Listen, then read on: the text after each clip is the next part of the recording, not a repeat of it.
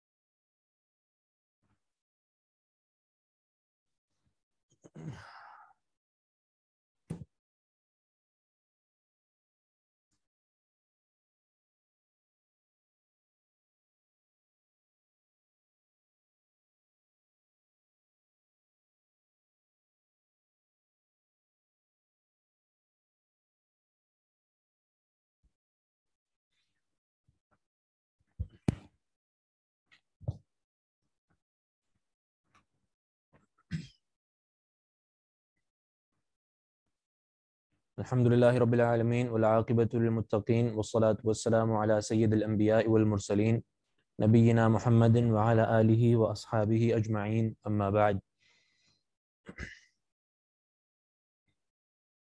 آواز کلیئر ہے میری؟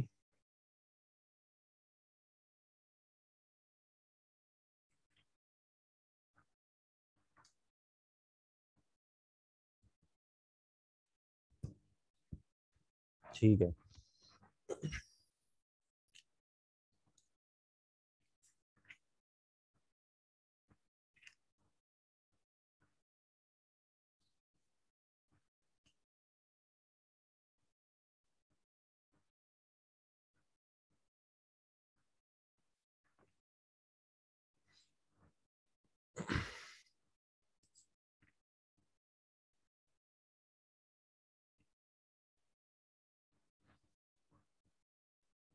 کل کلاس میں ہم نے جو آخری حدیث جس کی عبارت پڑھ لی تھی، اور اس کا یعنی ایک جو استدلال امام نسائی کا وہ بھی بتا دیا تھا، صرف اس حدیث کا ترجمہ رہتا تھا، اور وہ حدیث ہے حدیث نمبر 62، یعنی باب الوضوء بماء البرد، وضو کرنا ماء البرد یعنی اولوں کے پانی سے۔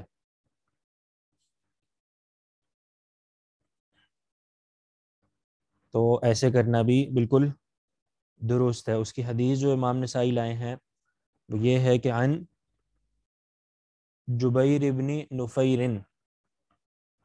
جبیر بن نفیر، ان سے روایت ہے یہ حدیث۔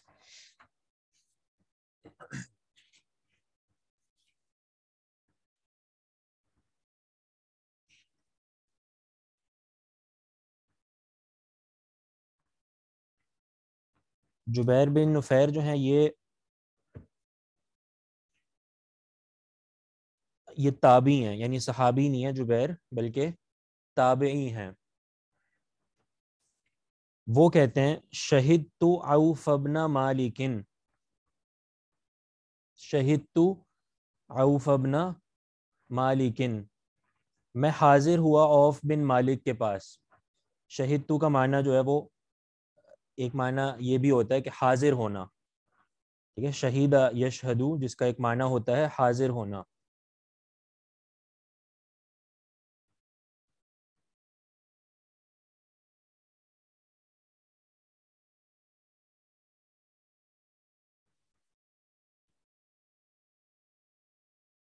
یقول وہ کہہ رہے تھے جو عوف بن مالک ہیں وہ صحابی ہیں، عوف بن مالک یہ صحابی ہیں۔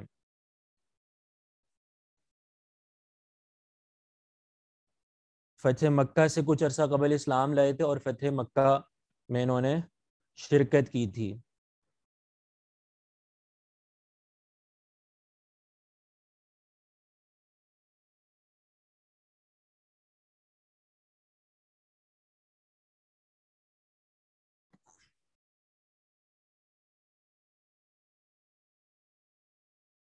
ان سے تقریباً 67 احادیث مروی ہیں عوف بن مالک سے،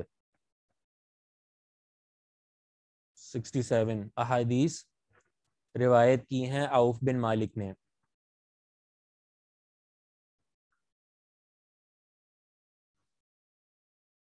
تو عوف بن مالک کہتے ہیں سمعت رسول اللہ صلی اللہ علیہ وسلم، میں نے اللہ کے رسول صلی اللہ علیہ وسلم کو سنا، یصلی علی میت،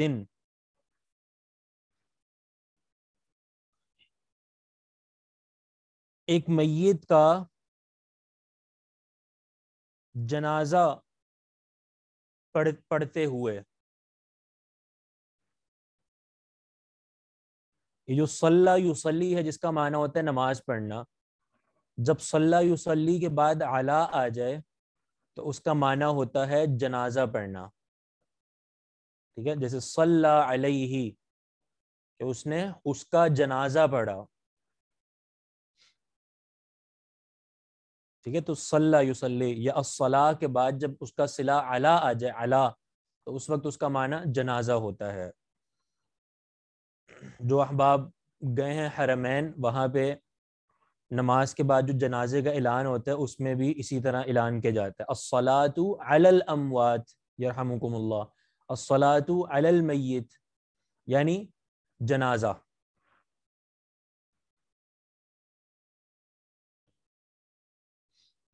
تو عوف بن مالک کیا کہتے ہیں، سمعت رسول اللہ صلی اللہ علیہ وسلم،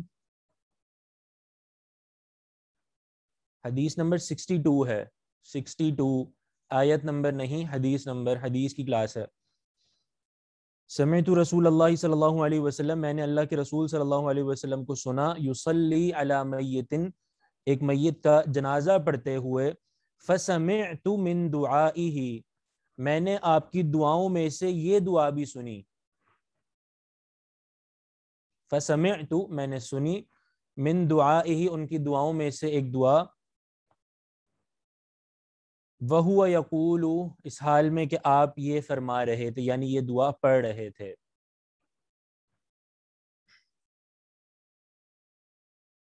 یہ جنازے کی دعا ہے، مختلف الفاظ کے ساتھ ہے، یہاں پہ ہے اللہم اغفر لہ ورحمہ، معنی اس کا بھی واضح ہے اللہ اس کو بخش دے، ورحمہ اس پر رحم فرما، وعافہ اس کو عافیت عطا فرما، واعف عنہ اس کو معاف فرما، عافہ عافا یعافی معافتن جس کا معنی ہوتا ہے اس کو عافیت دے، عافیت کا معنی یعنی سلامتی دے، اس کو محفوظ رکھ اپنے عذاب سے، واعف عنہ اس کو معاف فرما، درگزر فرما اس کو،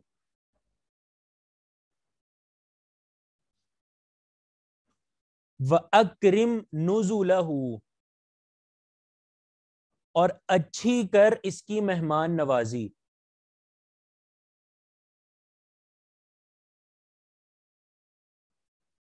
اکرم نزولہ اچھی کر اس کی مہمان نوازی،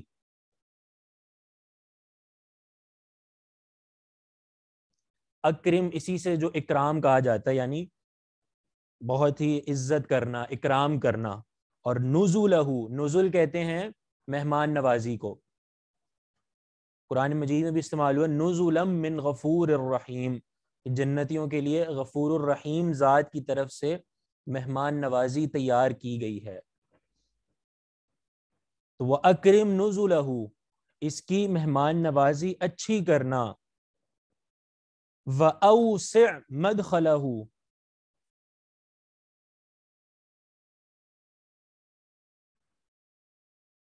اور وسیع کر دے. مدخلہ بھی پڑھ سکتے ہیں, مدخلہ بھی پڑھ سکتے ہیں. اور وسیع کر دے مدخلہ اس کی قبر کو.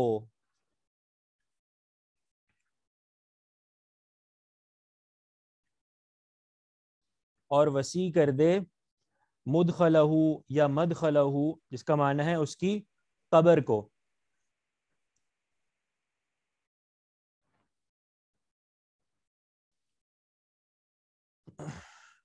مدخل پڑھا جائے تو باب افعال سے یہ ظرف بنے گا, اسم ظرف کا صیغہ.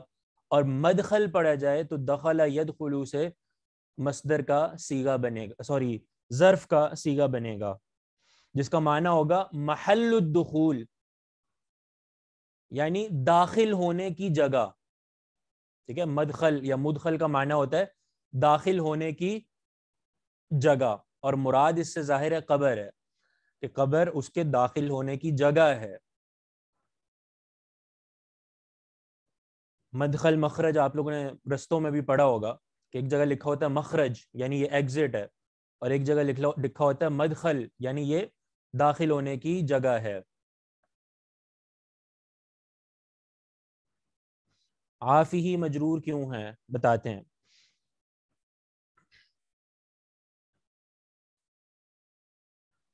تو وَأَوْسِعْ مُدْخَلَهُ یا وَأَوْسِعْ مَدْخَلَهُ دونوں طرح پڑھ سکتے ہیں. آپ کے پاس جو اعراب لگا ہوا ہے وہ میم کے اوپر ضمہ ہے, مدخلہ, وسیع کر دے اس کے داخل ہونے کی جگہ یعنی اس کی قبر کو. وَغْسِلْهُ بِالْمَاءِ اور دھو ڈال اسے پانی کے ساتھ, وَالثَّلْجِ برف کے ساتھ, والبرد اور اولوں کے ساتھ.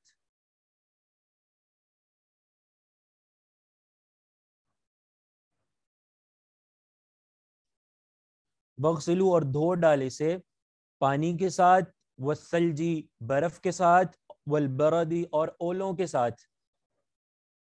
ونقیہ من الخطایا اور صاف کر اسے, من الخطایا غلطیوں سے, خطاؤں سے, گناہوں سے.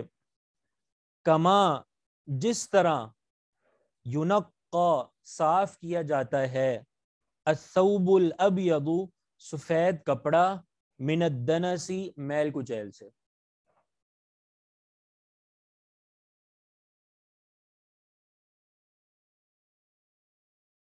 یعنی جس طرح ایک سفید کپڑا میل کچیل سے پانی اور ان چیزوں کے ساتھ صاف کر دیا جاتا ہے, اسی طرح تو بھی اسے گناہوں سے اسی طرح صاف کر دے جس طرح ایک سفید کپڑے کو گندگی سے اور میل کچیل سے صاف کیا جاتا ہے.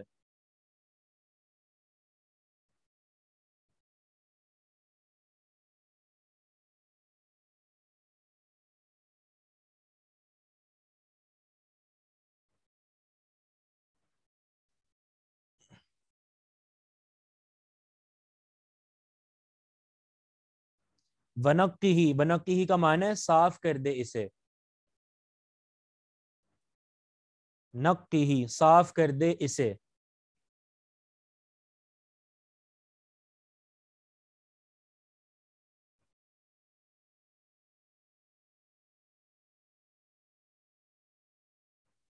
کسی نے باب کا ترجمہ پوچھا ہوا تھا, باب الوضوء بماء البرد, وضو کرنا اولے کے پانی سے, یہ باب کا ترجمہ ہے.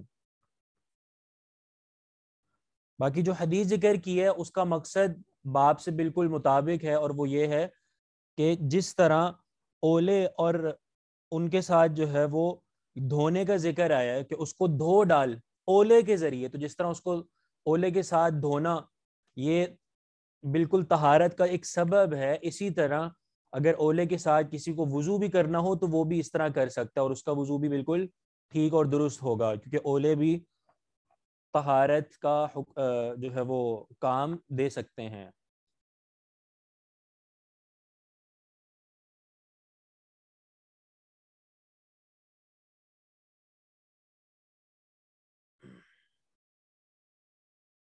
یونقا کے آگے سے ترجمہ, کما جس طرح یونقا صاف کیا جاتا ہے, الثوب الابیض سفید کپڑا، الثوب کپڑا، الابیض سفید، من الدنس میل کچیل سے، جس طرح صاف کیا جاتا ہے سفید کپڑا میل کچیل سے۔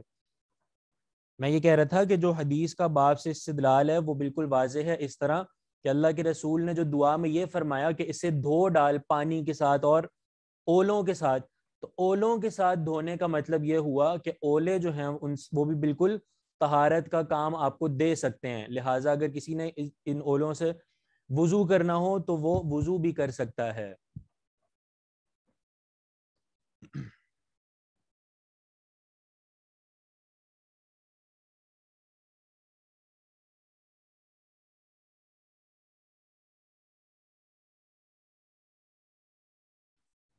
یہ حدیث ہم نے جو پوری پڑھی ہے ترجمہ اور اس کا جو استدلال ہے وہ بھی آپ کو بتا دیا۔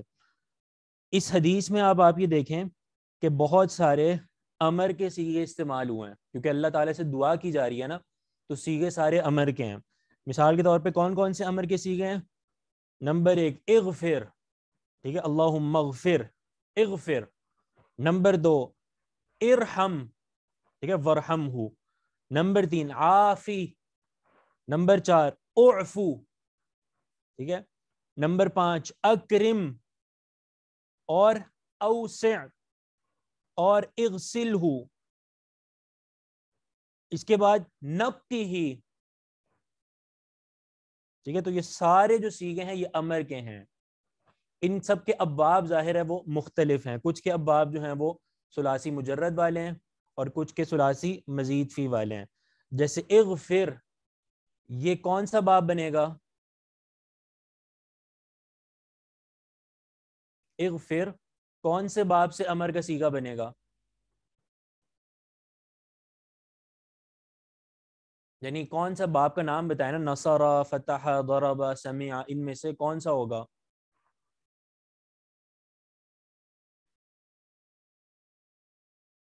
سمع غلط، ضرب، ضرب سے ہوگا۔ دیکھیں وزن سے یاد رکھا کریں، جو ضرب کا وزن ہے نا وہ اس پہ پورا آ رہا ہے، اضرب، ٹھیک ہے، اغفر علی وزنی اضرب۔ اب سمیع کے وزن پہ تو نہیں ہوگا، کیونکہ سمیع کا جو ہے وہ امر کس طرح آتا ہے؟ اسمع، ٹھیک ہے، وہ افعل کے وزن پہ آتا ہے۔ تو اغفر جو ہے وہ اسمع کے وزن پہ نہیں ہے بلکہ اضرب کے وزن پر ہے۔ ورحمہ، ٹھیک ہے، اگر یہ آپ واو ہٹا دیں اور ایک امر کا صیغہ جو بنے گا وہ بنے گا ارحم، ٹھیک ہے، یہ سمیع کے وزن پر ہے، رحیمہ یرحم باب آتا ہے، ٹھیک ہے۔ ارحم علی وزنی اسمع، اور عافی، عافی کے آگے جو ہی ہے وہ تو ضمیر ہے، ٹھیک ہے، عافی یعنی فا کے نیچے کسرہ پڑی جائے گی، اور وہ کسی نے سوال بھی کیا تھا وہ بھی بتاتے ہیں۔ تو عافی یعنی جو آپ امر کا صیغہ بنا رہے ہیں یہ کس سے بنا رہے ہیں؟ یہ مفاعلہ جو کہ ثلاثی مزید فی کا ایک باب ہے اس سے یہ بن رہا ہے۔ عافا یعافی معافتن، ٹھیک ہے، قاتل یقاتل مقاتلتن، مفاعلہ کا یہ باب ہے عافی، ٹھیک ہے۔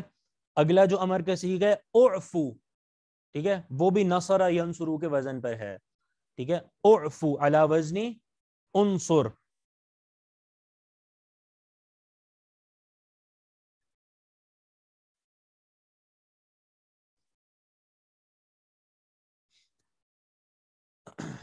باقی رہا کہ جی اعفو جو ہے وہ انصر کے وزن پہ تو پورا نہیں آ رہا، ٹھیک ہے۔ دیکھیں انصر چار حرکت، چار لفظ ہے نا، الف نون صاد را، ٹھیک ہے، تو اس کے وزن پہ اعفو کس طرح آ رہا ہے کہ آپ یہ دیکھ رہے ہیں کہ 3 حرف آ رہے ہیں، الف عین فا، 4 حرف نہیں ہے، تو معنی یہاں پہ ایک تعلیل ہوئی ہے، یہ اعفو اصل میں تھا اعفو، ٹھیک ہے۔ انصر کے وزن پہ جب آپ لائیں گے نا، جب وزن پہ لائیں گے تو اس کا معنی ہوگا کہ آپ بالکل اسی وزن کے مطابق اس لفظ کو لے کر آئیں گے۔ تو اعفو جب ہم انصر کے وزن پہ لائیں گے تو اس کا جو واو ہے وہ اصل جس کو ہم نے گرایا ہے وہ بھی واپس آئے گا اعفو، ٹھیک ہے۔ واو کو ہم نے آخر سے گرا دیا کیونکہ وہ کیا کہتے ہیں حرف علت، اور حرف علت آخر سے گر جائے۔ تو بہرحال یہ سارے جو ہے وہ امر کی صیغے، اکرم بھی باب افعال، اکرم یکرم تو بالکل واضح ہے اس سے امر کا صیغہ ہے، اوسع بھی باب افعال اکرم یکرمو کے وزن پر ہے. عافی جو ہے نا، عافی، اس کی نیچے جو کسرہ آ رہی ہے وہ اس لیے آ رہی ہے کیونکہ یہاں پہ بھی حرف علت گرا ہوا ہے. ٹھیک ہے، یہ اصل میں تھا عافی، یعنی فا کے بعد یا تھی اور اس یا پر جزم تھی. ٹھیک ہے، علی وزنی قاتل. ٹھیک ہے، قاتل یقاتل سے قاتل، تو قاتل کے وزن پہ اس کو ہم لائیں گے عافی. ٹھیک ہے، یعنی عین الف فا اور آخر میں یا جس پر جزم ہوگی، کیونکہ امر کے آخر میں جزم ہوتی ہے. تو چونکہ یہ امر ہے اور امر کے آخر سے حرف علت بھی گر جاتا ہے، اگر حرف علت آ رہا ہوگا نا آخر میں اس کو گرا دیں گے. ٹھیک ہے، کیوں؟ کیونکہ امر کے آخر میں یا تو جزم ہوگی، اگر جزم نہیں ہے حرف علت ہے تو حرف علت کو گرایا جائے گا. تو عافی تھا اصل میں، تو ہم نے حرف علت کو گرا دیا تو عافی بن گیا، تو اس لیے اس پر یہ کسرہ آ رہی ہے. باقی آگے ہی جو ہے وہ ضمیر ہے. تو یہ کچھ بات سمجھ آئی ہے آپ لوگوں کو یہاں تک؟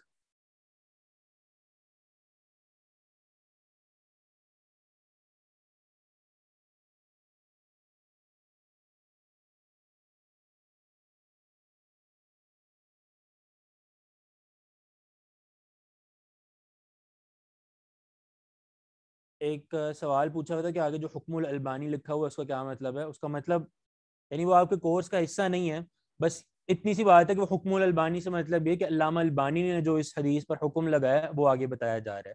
علامہ البانی نے اس حدیث پر صحیح کا حکم لگایا ہے.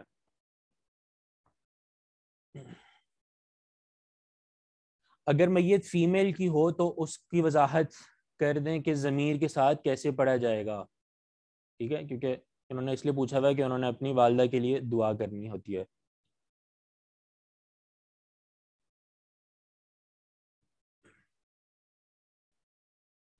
جی، تو فیمیل اگر جیسے ہے میت تو اس کے لیے ظاہر ہے پھر وہ مؤنث والے سیغے بن جائیں گے. مؤنث والے سیغے کیا ہوں گے؟ جی ہاں، ہاں. ٹھیک ہے، اللہم اغفر لها وارحمها وعافها واعف عنها واکرم نزولها واوسع مدخلها. ٹھیک ہے، تو ہا لگتا جائے گا اس طرح، واغسلها بالماء والثلج والبرد ونقها من الخطايا. ٹھیک ہے، تو یہ حدیث ہے جس کا ترجمہ بھی آپ کو بتا دیا اور اس کا استدلال بھی بالکل واضح ہے، اپنے باب سے بالکل مطابق ہے. آگے پڑھیں، کون پڑھے گا؟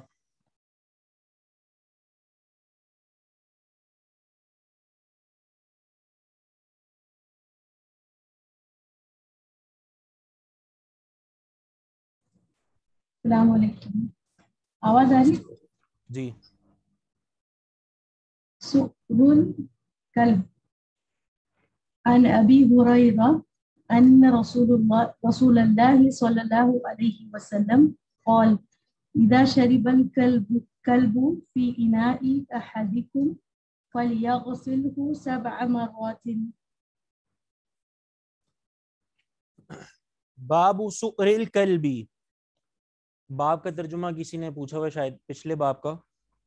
الوضوء بماء البرد، وضو کرنا اولے کے پانی سے. البرد کہتے ہیں اولے کو، جو آسمان سے بادلوں سے جو گرتے ہیں ٹھنڈک میں، اور اس کے پانی سے وضو کرنا، یعنی اس کو پانی میں کنورٹ کر کے اس سے وضو کرنا، وہ باب کا ترجمہ ہے.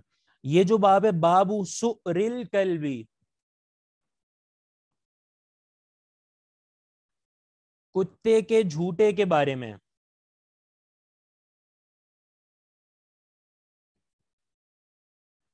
الکلب یعنی کتا، اور سؤر اس کا جھوٹا. جھوٹے سے مطلب یہ اس کا بچا ہوا.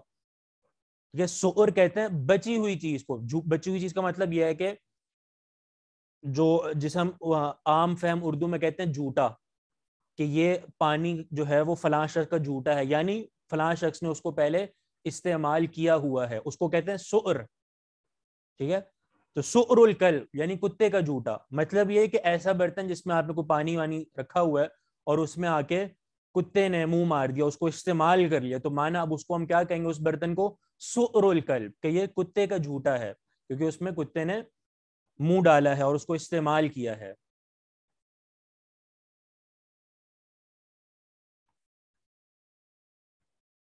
تو یہ سؤر الکلب، کتے کا جھوٹا.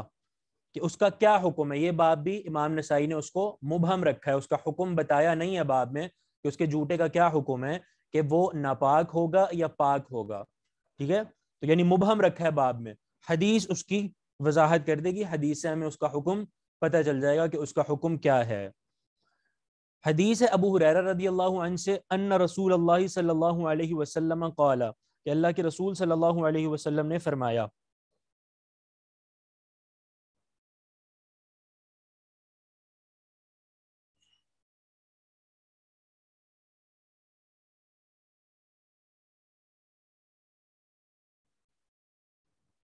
اذا شرب الکلب, جب پیے کتا, فی اناء احدکم, تمہارے کسی ایک کے برتن میں, جب کتا تمہارے کسی ایک کے برتن میں پی لے, فَلْيَغْسِلْهُ 7 مرات, اسے چاہیے کہ وہ دھوئے اسے 7 مرتبہ.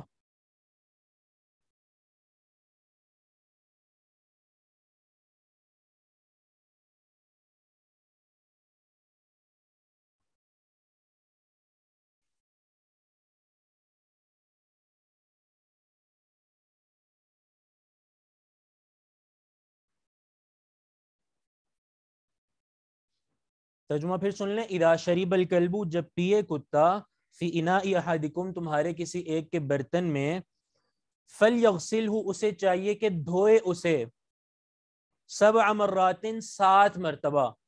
یہ فلیغسلہ کی ضمیر کہ اسے دھوئے, یہ کس طرف جا رہی ہے؟ فلیغسلہ کی ضمیر کس طرف جائے گی؟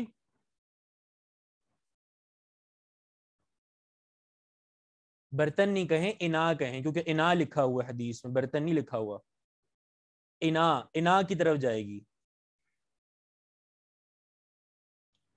صحیح ہے کہ فلیغسلوا, دھوئیں اسے, یعنی اس انا کو, اس برتن کو, 7 مرات, 7 مرتبہ. ایک مرتبہ مٹی سے مانجنے کا بھی آتا ہے, وہ آگے آ رہی ہے بات, اس پہ ہم بات کریں گے.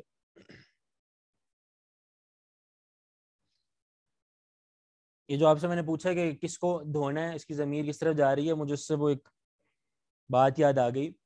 شیخ العرب والعجم شیخ بدی الدین شاہ راشدی رحمہ اللہ, وہ ایک مرتبہ سندھ میں کہیں تقریر کر رہے تھے. تو سندھ کے نا بعض علاقوں میں بھنگ پینے کا بڑا رواج ہے.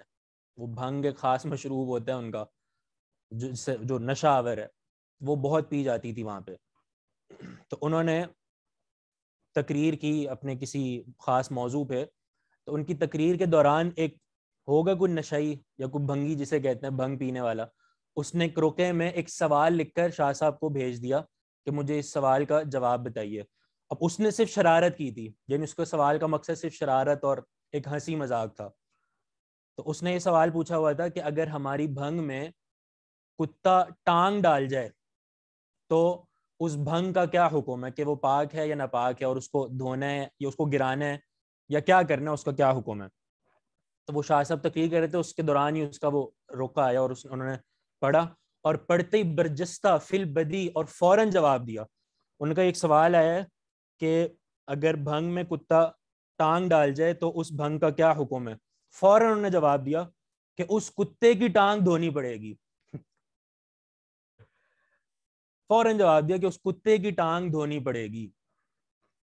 تو اس جواب سے یعنی ایک تو فی البدی اور فوراً ان کا جواب حاضر جوابی, اور دوسرا یہ کہ بھنگ کا جو حکم ہے وہ بھی واضح کر دیا کہ بھئی یہ اتنی غلیظ چیز ہے یہ جو تم لوگ پیتے ہو.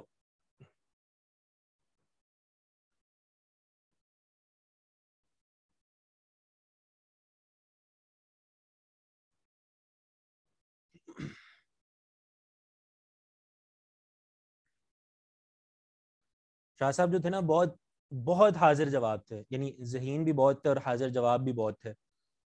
تو ایک مرتبہ ایک اور بات ذہن میں آ گئی اسی سے, ایک مرتبہ کسی رستے میں جا رہے تو سامنے سے ایک رافضی آ رہا تھا. تو جب اس نے دیکھا نا کہ شاہ صاحب سامنے سے آ رہے, تو چڑھانے کے لیے اس نے نعرہ لگایا, یا علی مدد, زور سے, یا علی مدد.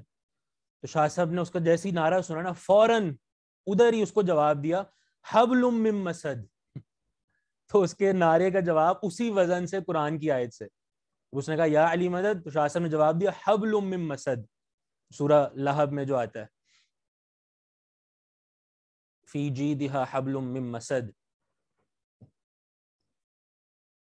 یعنی تمہارے جو نعرے ہیں وہ بالکل کھوکھلے ہیں، ان کا کوئی وزن نہیں ہے.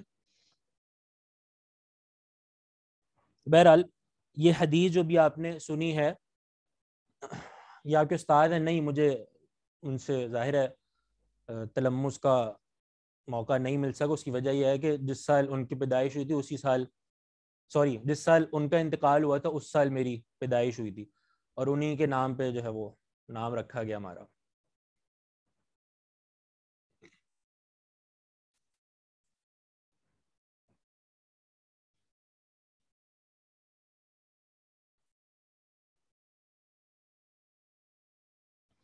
تو یہ حدیث جو ہے اپنے معنی میں بالکل واضح ہے اس طرح کہ اللہ کے رسول صلی اللہ علیہ وسلم نے اس برتن کو 7 مرتبہ دھونے کا حکم دیا ہے. دھویا کس کو جاتا ہے؟ جو چیز ناپاک ہو گئی ہے. ٹھیک ہے، جو چیز ناپاک ہو گئی ہے تو وہ اس چیز کو دھویا جاتا ہے. اس چیز کو دھونے کا حکم دینا اس بات کی دلیل ہے کہ وہ برتن ناپاک ہو چکا ہے.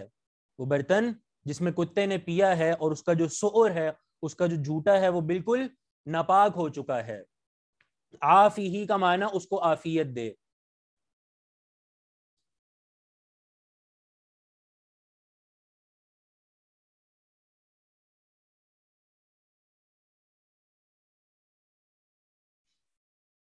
کس نے پوچھا ان کا تعلق کہاں سے تھا؟ سعید آباد، جو ہمارے سندھ کا ایک علاقہ ہے سعید آباد، وہاں سے ان کا تعلق تھا.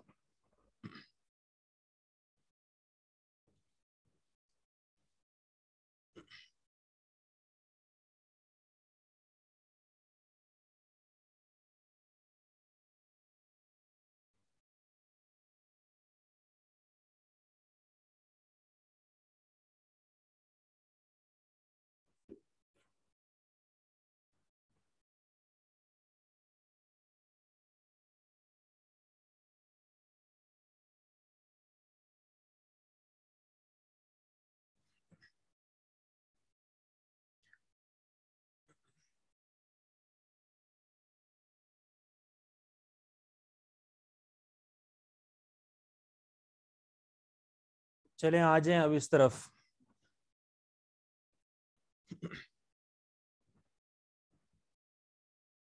جس نے وہی بات دوبارہ کی ہے کہ آپ مسائل حدیث کے نہیں لکھوائیں گے، تو یہ بات ہماری بار بار پہلے گزر چکی ہے کہ آپ کو ہم جو بتا رہے ہیں تو اس بتانے کا مقصد یہ ہے کہ آپ لوگ اس کو نوٹ کرتے رہیں، ساتھ ساتھ لکھتے رہیں.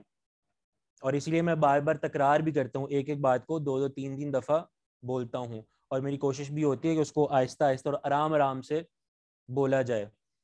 پتہ نہیں اس میں تو میں کس حد تک کامیاب ہوا ہوں آرام سے بولنے میں، لیکن بہرحال تکرار میں کرتا ہوں، بار بار 2 3 بار بولتا ہوں تاکہ آپ اس کو نوٹ کر لیں اچھی طرح. اور میں وقفہ بھی لیتا ہوں، ٹھیک ہے، ایک بات پوری کر کے جیسے ترجمہ ہم نے پورا کر دیا تو اس کے بعد میں وقفہ لیتا ہوں کافی دیر.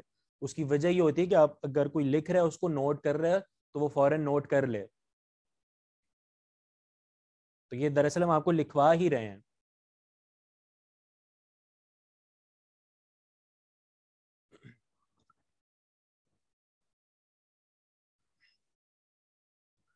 تو یہ حدیث جس کا آپ نے ترجمہ پڑھا، یہ حدیث جو اپنا اور بھی اس باب میں 3 جگہ یعنی 3 دفعہ آئی ہے،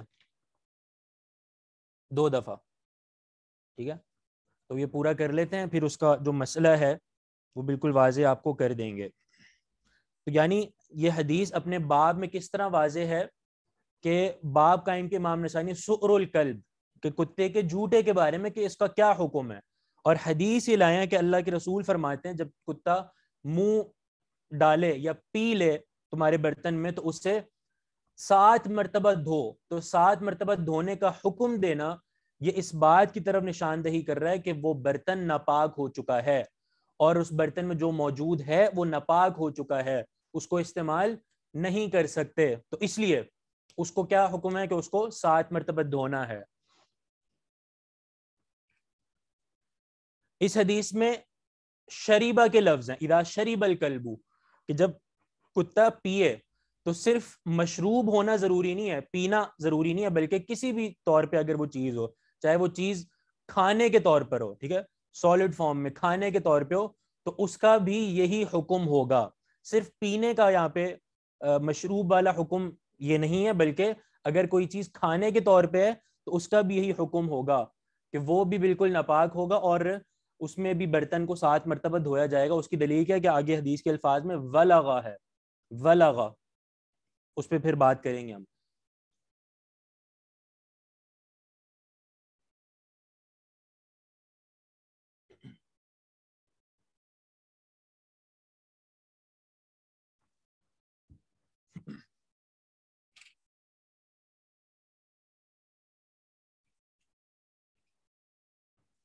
آگے حدیث پڑھیں پھر اس پہ بات کرتے ہیں مزید.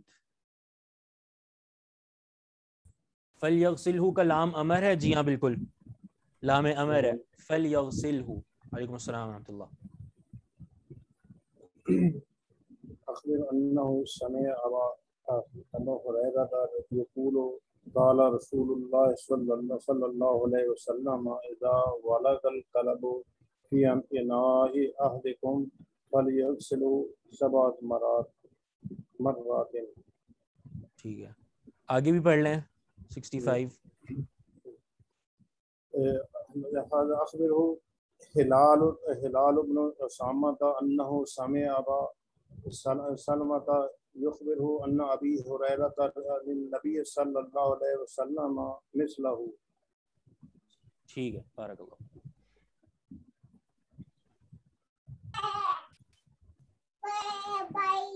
تو یہ حدیث بھی وہی ہے، فرق یہ ہے کہ اس میں شریبہ کے بجائے ولغا ہے. ٹھیک ہے. عن ابی ہریرہ قال قال رسول اللہ صلی اللہ علیہ وسلم اذا ولغ الکلب، جب منہ ڈالے کتا، فی اناء احدکم، تمہارے کسی ایک کے برتن میں.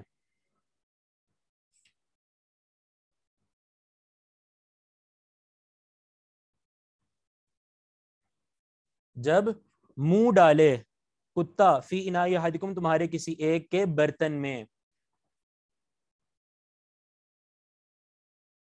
فَلْيَغْسِلْهُ، تو اسے چاہیے کہ وہ دھوئے اسے، یعنی اناء کو، برتن کو، 7 مرات، 7 مرتبہ.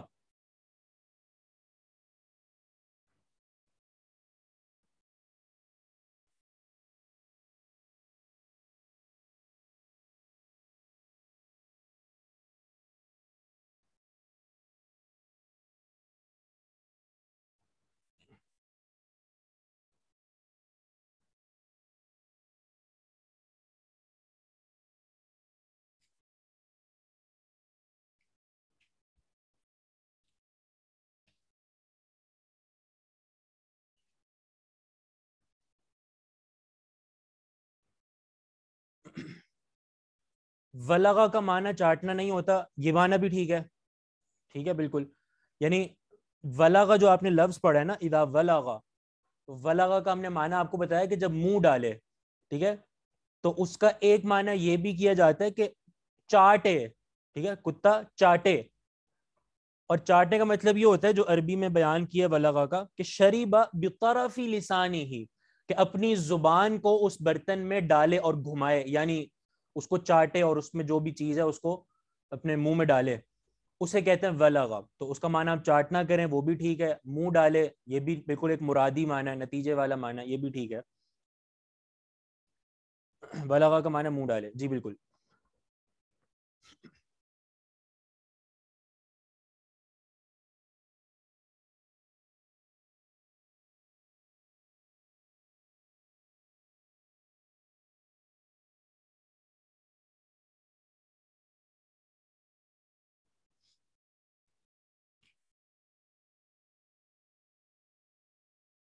تو یہ حدیث آپ نے جو پڑھی ہے یہ بھی اپنے معنی میں بالکل واضح ہے، اور اس میں اور پہلے میں فرق یہ ہے کہ یہاں پہ ولغا کا لفظ ہے اور پیچھے شریبہ کا لفظ ہے. اذا ولغ الکلب، جب چاٹے کتا، فی اناء احدکم، تمہارے کسی ایک کے برتن میں، فلیغسلہ 7 مرات، تو اسے چاہیے کہ وہ اسے دھو لے 7 مرتبہ.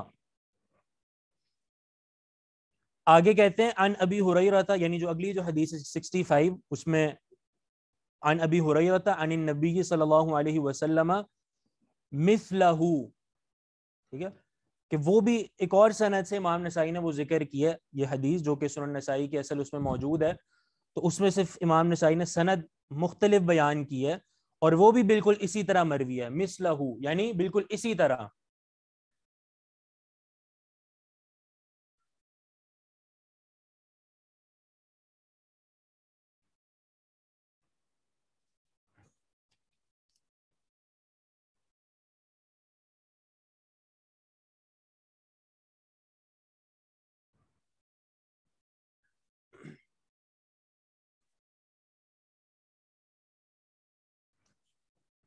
سکسٹی فائیو مثلہ سمجھ نہیں آئی.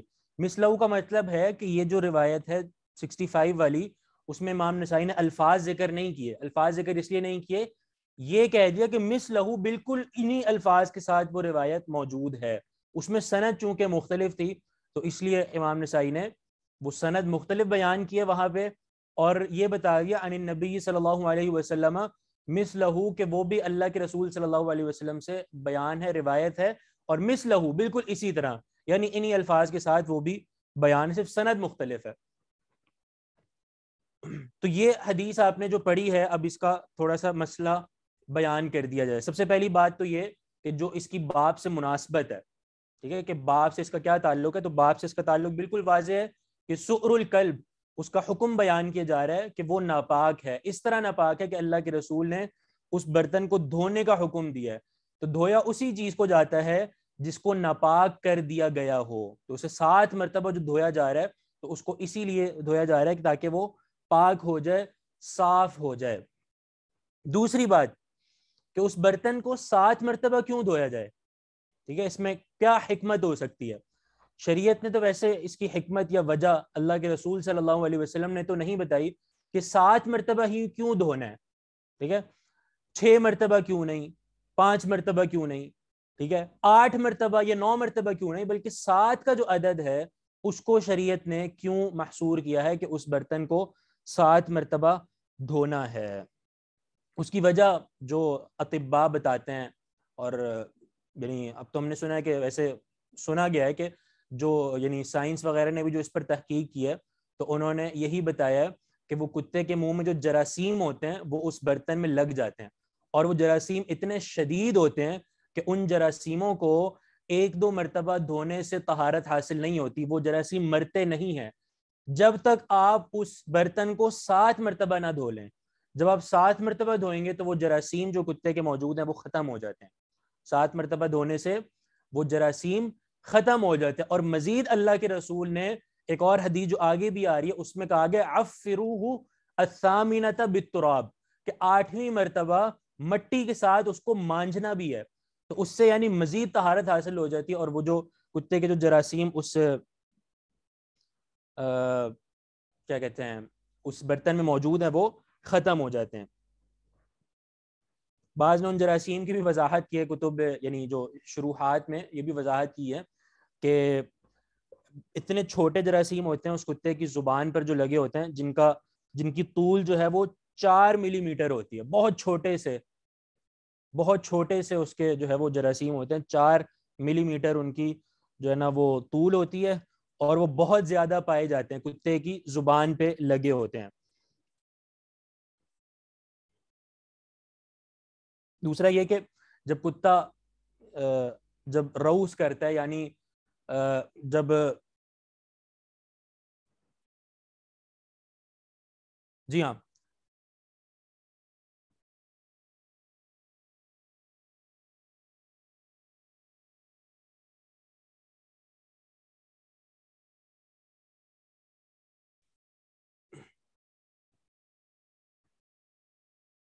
ٹھیک ہے، بعض نے بھی وضاحت کی جب کتا پخانہ کرتا ہے تو اس جگہ کو چاٹتا ہے اپنی زبان سے، تو اس کی وجہ سے بھی بہت غلاظت اور گندگی اور جراثیم وغیرہ اس کی زبان پر لگ جاتے ہیں. تو وہی زبان جب وہ کسی ہمارے برتن میں ڈالے گا تو ظاہر ہے وہ غلاظت اور گندگی اور وہ جو جراثیم ہے جو اس کی زبان پر ہوتے ہیں وہ اس برتن میں شامل ہو جاتے ہیں. اس وجہ سے شریعت نے بڑا مبالغہ کیا ہے اس کو دھونے میں، کہ اس کو 7 مرتبہ دھونا ہے اور 8ویں مرتبہ اس کو مٹی سے بھی مانجنا ہے.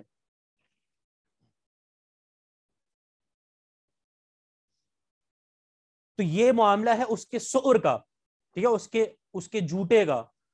تو بہت سے لوگ جو کتوں کو پالتے ہیں اور ان کے ساتھ جو اس طرح کے معاملات رکھتے ہیں، ان کو چومتے بھی ہیں، ٹھیک ہے، اور ان کے ساتھ مطلب کیا کچھ عجیب عجیب معاملات ہوتے ہیں ان کے، تو وہ بھی کس قدر ہماری شریعت کے مطابق ناجائز معاملہ ہوگا، کس قدر وہ بھی ناجائز ہوگا کتوں کو پالنا اور ان کو اس طرح ان سے اس طرح پیار کرنا کہ وہ ان کو چاٹ بھی رہے ہوتے ہیں اور ان کو کوئی پرواہ نہیں ہوتی. تو یہ بالکل ایک مضر اور نقصان والی چیز ہے اور شریعت کے بھی مخالف ہے. اگر کسی کو اس سے نقصان نہیں ہوتا تو وہ اس کی دلیل نہیں دے سکتا کہ مجھے اس سے نقصان نہیں ہو رہا اور میں بالکل ٹھیک ہوں، صحت مند ہوں، لہٰذا میں کتے پال سکتا ہوں. تو یہ بالکل آپ اس کا استدلال درست نہیں مانیں گے، کیونکہ شریعت کی مخالفت تو بہرحال موجود ہے. شریعت نے تو اس قدر کتے کے حوالے سے اس قدر شدید معاملات رکھے ہیں کہ اس کے جھوٹے کو 7 مرتبہ دھونا ہے، بجائے اس کی کہ آپ اس کو پالیں اور اس کے ساتھ جو ہے وہ بوس و کنار والے معاملات رکھیں. تو یہ کس قدر ناجائز معاملہ ہو جائے گا.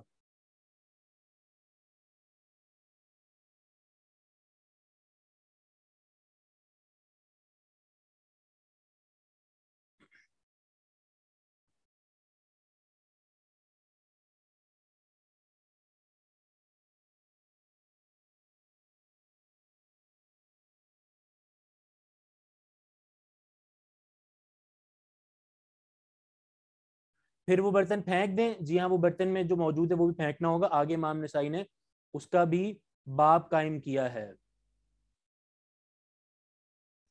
چلیں اب یہ تھوڑا چیٹ میں ہلکا ہاتھ رکھیے گا، ذرا رک جائیں، ذرا آگے ہم پڑھ لیتے ہیں پھر اس پہ بات کرتے ہیں. کون پڑھے گا آگے؟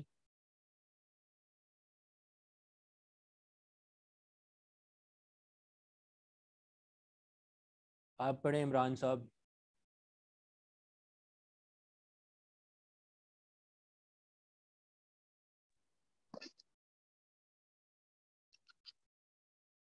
السلام علیکم سر. وعلیکم السلام ورحمۃ سر اللہ. یہ پہلے باب کا نام پڑھنا ہے سر؟ جی جی جی، باب پہلے پڑھیں. باب الامر بإراقة ما في الإناء إذا ولغ فيه القلب.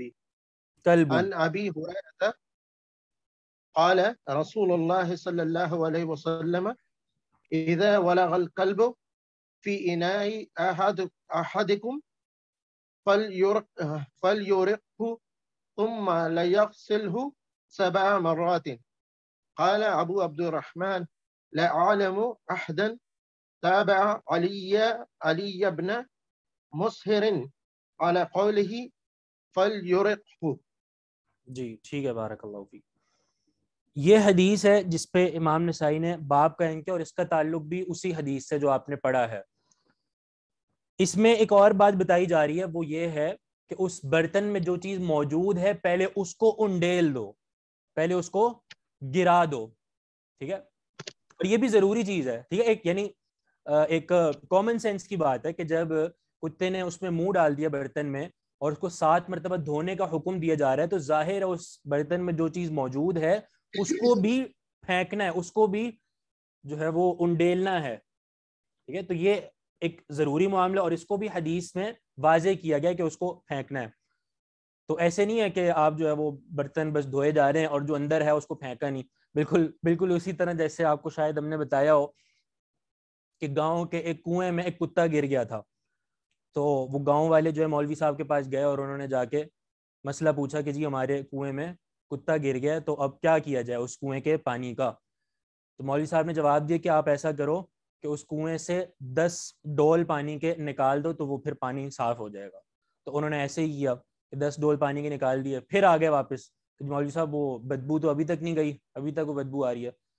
تو مولوی صاحب حیران تھے کہ اب ایسا کیوں ہو رہا ہے، اتنا زیادہ پانی نکال بھی دیا. انہوں نے پھر کہا کہ چلو 10 ڈول اور نکال دو. وہ دوبارہ گئے 10 ڈول اور نکالے، پھر آ گئے کہ ابھی تک بدبو نہیں گئی.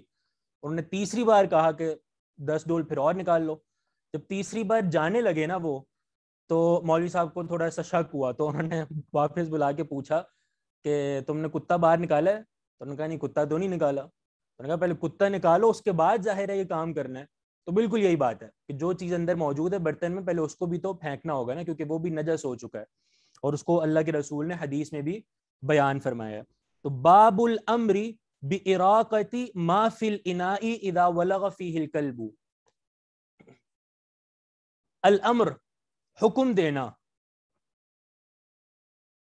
باراقۃ ما فی الاناء اس چیز کو انڈیل دینے کا، پھینک دینے کا، اراقہ، اراقہ یریق اراقۃ کا معنی ہوتا ہے انڈیل دینا، گرا دینا، پھینک دینا، اسے کہا جاتا ہے اراقہ۔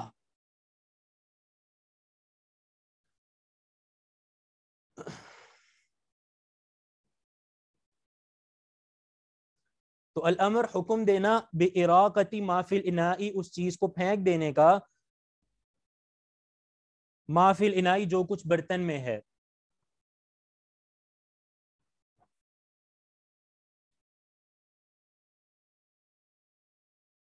احرقو کی اصل حالت ہے یہ، جی بالکل، بارک اللہ فیک، جو اس کی اصل حالت ہے اراق یریق بغیر ہا کے، جو آپ نے پچھلی حدیث میں پڑھا بھی ہے، احریق علیہ فاحریق علیہ، یا امر کے ساتھ ہے تو فاحرقو، احریقو، ٹھیک ہے۔ تو الامر باراقۃ ما فی الاناء حکم ہے اس چیز کو پھینک دینے کے بارے میں جو کچھ برتن میں ہے، اذا ولغ فیہ الکلب جب اس میں کتا منہ ڈال دے، یا جب کتا اسے چاٹ لے۔ یہ اس باب کا مفہوم کیا نکلا کہ جب کتا کسی برتن میں منہ ڈال دے اور اس کو چاٹ لے اس میں سے، تو اس برتن میں جو چیز موجود ہے اسے گرانے کا حکم دیا گیا ہے، اس چیز کو گرانے کا حکم دیا گیا ہے۔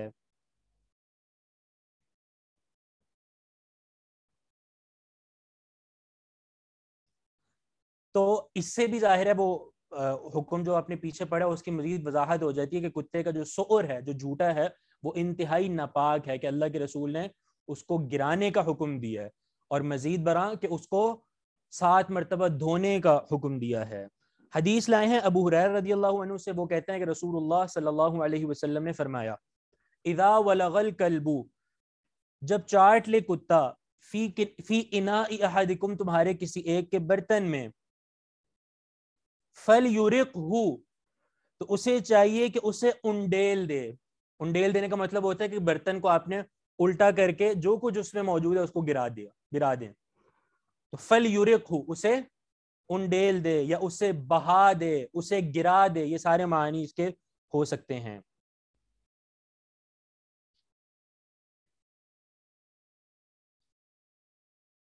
ثم لیغسلہ 7 مرات پھر اسے دھوئے 7 مرتبہ۔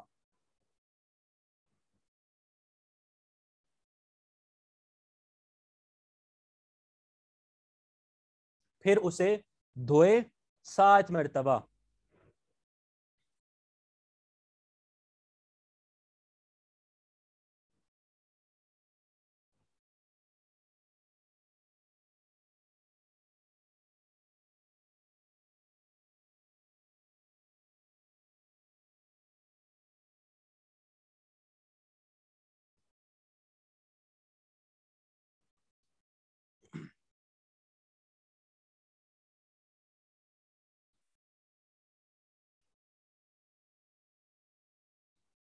ریپیٹ کر دوں حدیث، ٹھیک ہے۔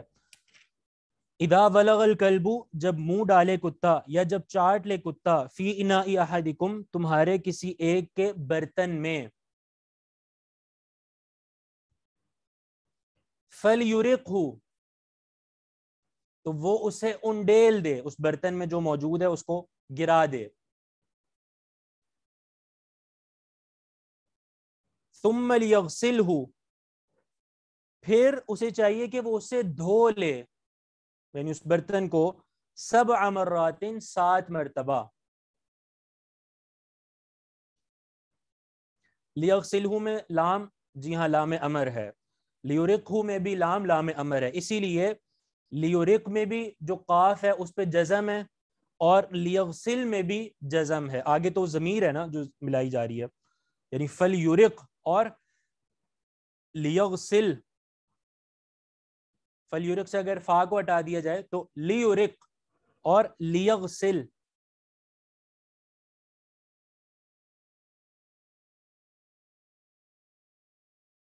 اس کو کہتے ہیں جو یعنی یہ لام لگتا ہے نا، لام امر، یہ لام امر غائب کے صیغوں میں آتا ہے، ٹھیک ہے. حاضر کے صیغوں میں تو اس طرح ہوتا ہے نا، اضرب، اضربا، اضربو، یہ حاضر کے ہیں، تم مارو، تم دونوں، تم سب. جب غائب کے لیے آپ امر کا صیغہ استعمال کرتے ہیں نا، اس وقت یہ لام امر لگتا ہے. جیسے لیضرب، وہ مارے، اسے چاہیے کہ وہ مارے.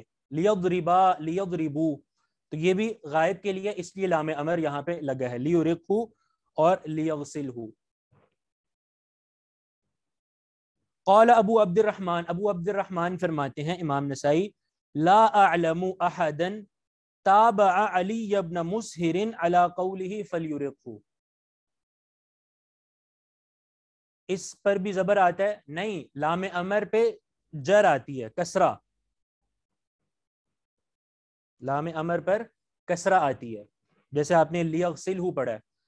لیکن جب اس سے پہلے فا لگا دیا جائے نا، ٹھیک ہے، فا یا واو یا کوئی ایسا لفظ ہو کہ آپ اس کو ملا رہے ہیں، تو جب ملایا جاتا ہے نا، اس وقت اس کو مجزوم پڑھ لیا جاتا ہے. جیسے فل یورقہ، وہاں پہ فل پڑھ رہے ہیں، فل یورقہ.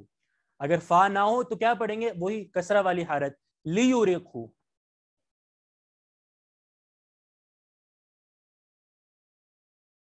فا کا ترجمہ جی ہاں یہی ہوتا ہے، پس چاہیے کہ اسے دھو لے اور اسے انڈیل دے.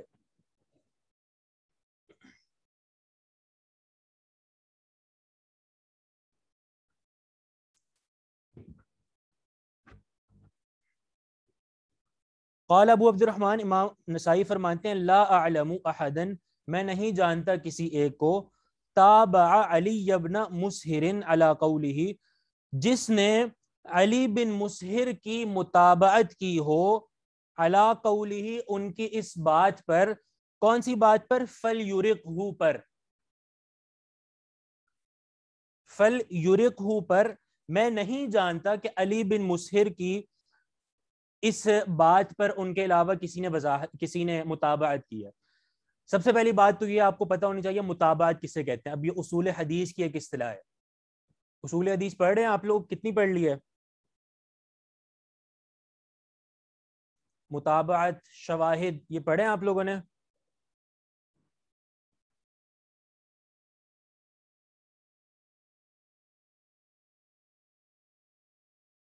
نہیں پڑھا. چلیں ٹھیک ہے، زیادہ مشکل نہیں، آپ کو عام فہم بتا دیتے ہیں. متابعت کا ویسے معنی یہی ہوتا ہے نا، پیروی، ٹھیک ہے. یعنی اگر ایک شخص نے ایک کام کیا، دوسرے نے بھی وہی کیا، تو معنی اس نے پہلے شخص کی متابعت کر دی، ٹھیک ہے، پیروی کر لی. متابعت میں کا معنی یہ ہوتا ہے کہ ایک لفظ جیسے انما الاعمال بالنیات، ایک راوی نے اس طرح روایت کیا، دوسرا راوی ہے یہ انما الاعمال بالنیات زید نے اس طرح روایت کیا، دوسرا ایک راوی ہے بکر، اس نے بھی انما الاعمال بالنیات انہی الفاظ کے ساتھ روایت کیا. تو معنی انما الاعمال بالنیات والے الفاظ میں زید کی متابعت کر دی بکر نے، کہ بالکل ایک جیسے الفاظ کے ساتھ حدیث بیان کر دی، اسے کہتا ہے متابعت. پھر اس کی ایک بڑی تفصیل ہے، اس پہ ہم نہیں جا رہے. یعنی متابعت کا یہ معنی ہوتا ہے، ٹھیک ہے، کہ بالکل ایک جیسے الفاظ اگر بیان کر دیے جائیں نا، تو اس کو کہا جاتا ہے کہ جی اس نے اس کی متابعت کر دی ہے، ٹھیک ہے. تو یہاں پہ امام نسائی جو فرمانا چاہ رہے ہیں نا، وہ یہ بات ہے کہ سند میں ایک راوی ہے علی بن مسہر، ٹھیک ہے، جو امام نسائی کے شیخ الشیخ ہیں. شیخ الشیخ کا مطلب یہ کہ امام نسائی کے جو شیخ ہیں، ان کے جو شیخ ہیں وہ علی بن مسہر ہیں. ان کے بارے میں امام نسائی فرماتے ہیں کہ میں یہ نہیں جانتا کہ علی بن مسہر کے علاوہ کسی اور نے فلیرقہ کے الفاظ میں ان کی مطابقت کی ہے یا نہیں کی. یعنی امام نسائی یہ کہنا چاہ رہے ہیں کہ علی بن مسہر کے علاوہ یہ الفاظ اور کسی نے بیان نہیں کیے. اچھا، ایک اور بات سمجھنے والی ہے متابعت میں، یہ بھی ایک ضروری بات ہے سمجھنے والی، وہ یہ کہ متابعت جو دیکھی جاتی ہے نا، وہ ایک طبقے میں دیکھی جاتی ہے، ٹھیک ہے، ایک طبقے میں. کیا مطلب؟ اگر آپ کے پاس سند والی کتاب یعنی موجود نہیں ہے، ویسے اکثر کے پاس نہیں ہوگی، تو وہ یہ اپنے پاس نوٹ کر لیں کہ ایک راوی ہیں اس سند میں اعمش، ٹھیک ہے، اعمش، الف عین میم شین، اعمش نے یہ حدیث بہت سارے شاگردوں کو بتائی ہے، ٹھیک ہے، بہت سارے شاگردوں کو بتائیے. یوں سمجھ لیں کہ تقریباً کچھ 10 شاگردوں کو 10 اسٹوڈنٹس کو اعمش نے یہ حدیث بیان کی. تو اعمش کے یہ سارے شاگردوں نے جب اعمش سے حدیث بیان کی نا تو انہوں نے فَلْيُرِقْهُ کے الفاظ کے بغیر حدیث بیان کی ہے. صرف ایک راوی نے یعنی اعمش کے صرف ایک شاگرد نے اعمش سے فَلْيُرِقْهُ کے الفاظ بیان کیے ہیں, اور وہ کون ہے جلدی سے بتا دیں. جس ایک نے یہ الفاظ بیان کیے ہیں وہ کون ہے؟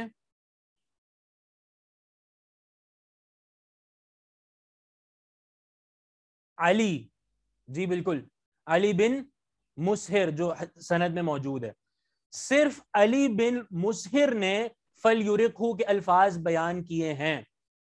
فَلْيُرِقْهُ کے جو الفاظ ہیں وہ علی بن مسہر کے علاوہ جو ان کے دوسرے آپ یہ سمجھ لیں کہ کلاس فیلوز ہیں یا کولیگز ہیں, انہوں نے فَلْيُرِقْهُ کے الفاظ بیان نہیں کیے, صرف علی بن مسہر نے بیان کیے ہیں. یہ امام نسائی کا مقصد ہے.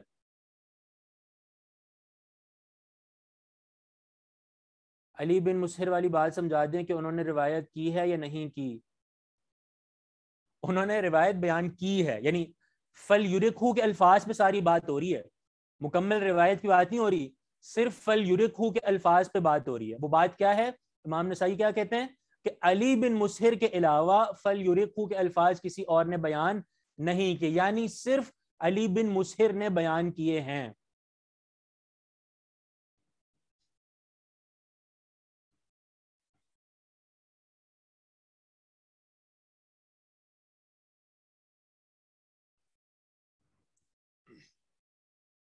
میں بات کر رہا تھا کہ مطابعت ہوتی ہے ایک طبقے میں, یعنی علی بن مسہر کے جتنے بھی کلاس فیلوز ہیں ان میں ہم دیکھیں گے کہ کسی نے جو ہے وہ علی بن مسہر کی فَلْيُرِقْهُ کے الفاظ میں مطابعت کی ہے یا نہیں کی. تو بات یہی ہے کہ علی بن مسہر کے کلاس فیلوز میں, یعنی علی بن مسہر جو بیان کر رہے ہیں اعمش سے, تو اعمش سے بیان کرنے میں علی بن مسہر کے علاوہ کسی اور نے بھی فَلْيُرِقْهُ کے الفاظ بیان نہیں کیے.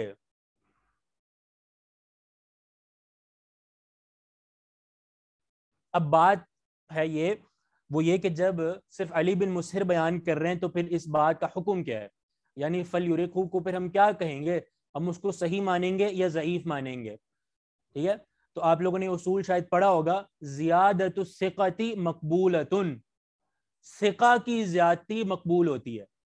ٹھیک ہے, یعنی اگر ایک راوی ثقہ ہے وہ کوئی زائد الفاظ بیان کر رہا ہے نا تو مانا وہ الفاظ اس کے درست مانے جائیں گے کیونکہ وہ ثقہ ہے. الفاظ زائد بیان کر رہا ہے, کوئی مخالفت نہیں کر رہا.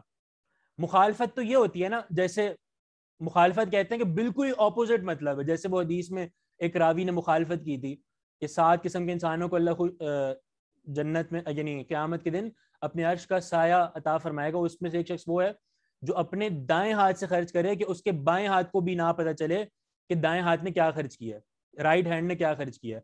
تو مخالفت یہ ہوئی کہ ایک راوی نے کہا کہ لیفٹ ہینڈ خرچ کرے, یہ مخالفت ہے کہ بالکل ہی مخالف ہے. تو یہاں پر وہ اب صحیح اور ضعیف والا آئے گا کہ جی مخالفت والی بات جو وہ ضعیف ہو جائے گی اور جو صحیح والی بات ہے جہاں پہ سارے ثقہ ہیں وہ صحیح ہو جائے گی.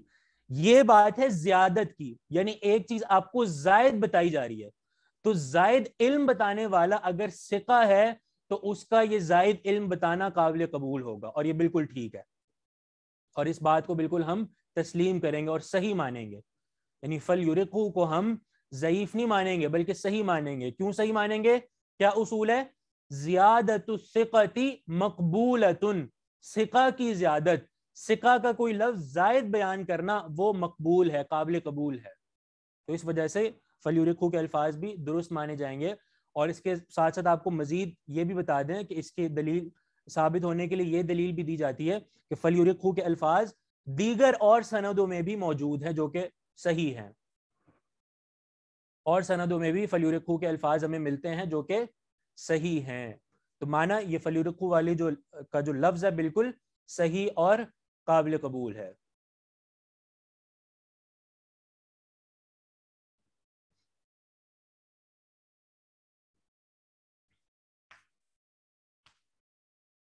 واضح ہے یہ بات, یہاں تک سمجھ آ گئی ہے؟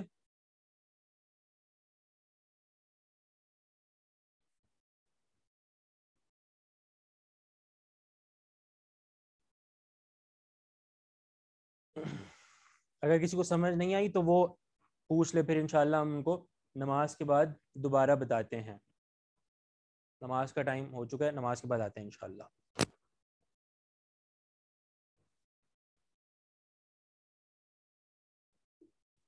صرف علی بن مسر نے بیان کیا؟ جی ہاں یہی مطلب ہے.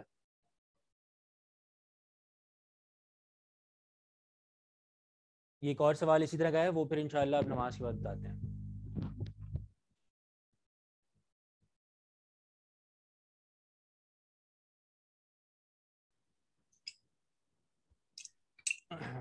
السلام علیکم ورحمۃ اللہ وبرکاتہ.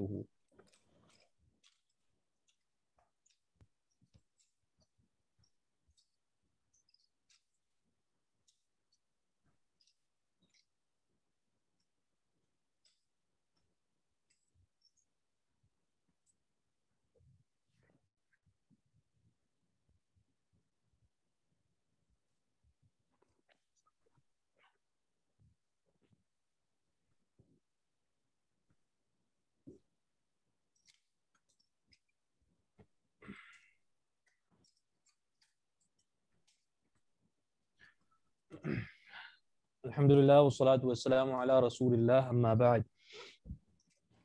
نماز سے پہلے ہماری جو بات ہو رہی تھی وہ یہ تھی کہ جو حدیث کا ایک لفظ ہے فَلْيُرِقْهُ،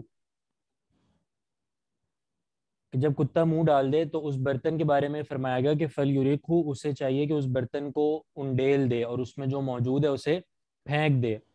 اس بارے میں امام نسائی نے یہ کہا کہ فَلْيُرِقْهُ کے الفاظ علی بن مسہر کے علاوہ کسی اور نے بیان نہیں کیے.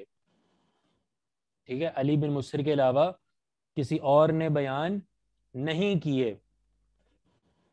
یعنی علی بن مسہر کی متابعت کسی نے نہیں کی. یعنی فَلْيُرِقْهُ کے الفاظ علی بن مسہر کے علاوہ کسی اور نے بیان نہیں کیے. تو یہاں پہ وہ ایک دو نے سوال کیا ہے، وہ یہ کہ ابھی ہم نے یہ کہا نا کہ مطابقت نہیں کی علی بن مسہر کی، لیکن آپ نے تھوڑی دیر بعد ہی یہ بات کہی تھی کہ فَلْيُرِقْهُ کے الفاظ اور بھی احادیث میں موجود ہے جو کہ صحیح ہیں. ٹھیک ہے، یعنی اور سندوں میں موجود ہے جو کہ صحیح ہیں. تو یہ دونوں باتیں کیسے سمجھی جائیں؟ یعنی ایک طرف ہم یہ کہہ رہے ہیں کہ فَلْيُرِقْهُ کے لفظ صرف علی بن مسہر نے بیان کیے ہیں، اور دوسری طرف ہم یہ کہہ رہے ہیں کہ فَلْيُرِقْهُ کے الفاظ دوسری روایات میں موجود ہیں جو کہ صحیح ہیں. تو اس کا جواب ہم نے دیا ہے. اگر آپ نے غور کیا ہو، ہم نے آپ کو کہا تھا نا کہ مطابقت دیکھی جاتی ہے ایک طبقے میں. تو اب یہاں جو بات ہو رہی ہے وہ اسی حدیث کے تناظر میں بات ہو رہی ہے، اسی سند کے تناظر میں، اور سندوں کی بات نہیں ہو رہی. صرف اسی سند میں دیکھا جائے گا کہ علی بن مسہر کے طبقے میں، یعنی علی بن مسہر کے ساتھ جنہوں نے اعمش سے یہ روایت لی ہے، تو اعمش سے روایت لینے میں علی بن مسہر کے علاوہ کسی اور نے فَلْيُرِقْهُ کے الفاظ بیان کیے ہیں یا نہیں. تو صرف اس سند میں اور اعمش کے تلامذہ میں ہم نے یہ بات دیکھنی ہے، اور سندوں کو ابھی ہم نہیں لائے. ٹھیک ہے، تو صرف ابھی اس سند کے تعلق سے یہ بات ہوئی تھی. تو یہ مطلب ہے، یعنی دونوں باتیں الگ الگ ہیں. یعنی ہم یہ کہیں گے اس حدیث کو اور اس الفاظ کو صحیح کہنے کے لیے ہم یہ کہیں گے کہ نمبر ایک، علی بن مسہر بھلے اکیلے ہیں اعمش سے یہ الفاظ بیان کرنے والے، لیکن چونکہ ثقہ ہیں اور ثقہ کی روایت جو ہے وہ جو زیادت ہے، جو وہ زائد الفاظ بیان کرتا ہے، وہ قابل قبول ہے. ٹھیک ہے، اور دوسری دلیل یہ ہم نے دی کہ فَلْيُرِقْهُ کے الفاظ اور بھی سندوں سے موجود ہیں جو کہ صحیح ہیں، لہٰذا وہ قابل قبول ہوگا.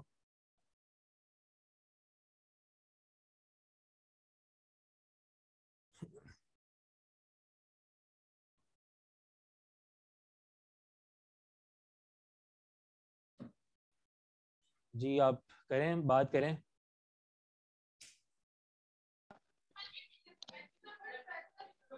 السلام علیکم سر جو اصل میں آپ بتا رہے ہیں ملی میٹر، بلکہ یہ وائرس ہے، بیکٹیریا نہیں ہے. ریبیز ایک بیماری ہے جو کتے کے کاٹنے سے لگتی ہے، اور اس کے وائرس جو ہوتے ہیں یہ اس کے سلائیوا یعنی اس کے لعاب میں ہوتے ہیں.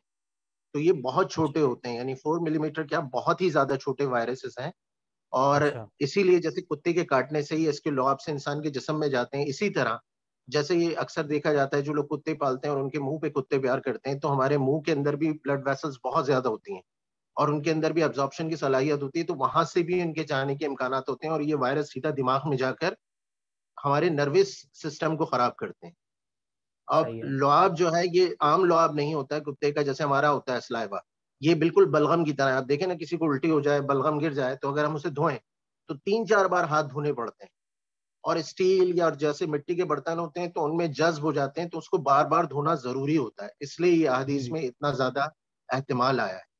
اس کا ریزن یہ ہے، صحیح ہے. صرف اس کی مقدار کی بات نہیں ہے، وہ بلغم اتنا چکنا ہوتا ہے کہ وہ چپک جاتا ہے، اور خاص طور پہ مٹی کے برتن تھے تو اس میں بھی جذب ہو جاتا ہے اندر تک، تو یہ بہت زیادہ ضروری ہوتا ہے کہ ہم اتنی احتیاط کریں کہ وائرس کسی بھی طرح سے ہم تک نہ آ جائے۔ صحیح ہے. بارک اللہ، جزاکم اللہ خیر. بہت اچھی. اور اس میں کسی بھائی نے کہا تھا کہ شاید کووڈ وائرس جو ہے وہ بھی جانوروں سے پھیلتا ہے، وہ تحقیق نہیں تھی، وہ بس ایک خبر تھی، وہ تحقیق نہیں ہے، بلکہ ابھی پچھلے سال پورا انٹرنیشنل بہت سارے ڈاکٹرز کا سیمینار ہوا تھا جس میں امریکہ سے بھی تھے، یو کے سے بھی تھے، اور میں اس میں پریزنٹیٹر تھا، تو وہ ایسی جو چیزیں زیادہ تر افواہ ہوتی ہیں وہ پھیل جاتی ہیں، ایسا کچھ ہے نہیں۔ ہاں جی، وہ حقیقت ٹی وی نے پھیلایا ہوگا. نہیں سر۔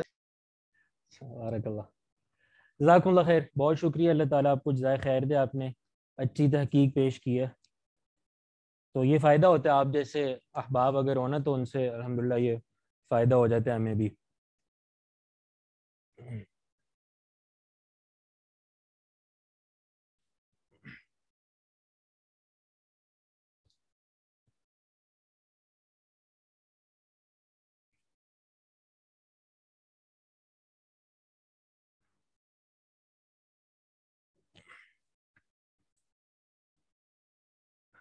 آگے یہ یہاں تک تو بات ہماری پوری ہو گئی ہے. اگلا باب کون پڑھے گا؟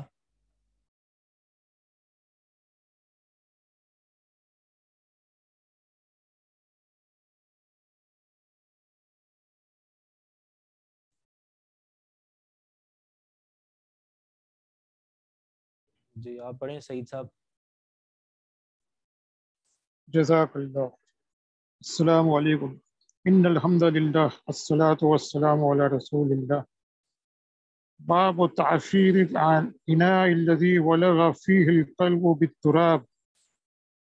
عن عبد الله بن الغفل ان رسول الله صلى الله عليه وسلم امر بقتل الكلاب ورخص في قلب الصيد والغنم وقال إذا ولغ القلب في الإناء فاغسلوه 7 مرات وأفروا الثامنة بالتراب.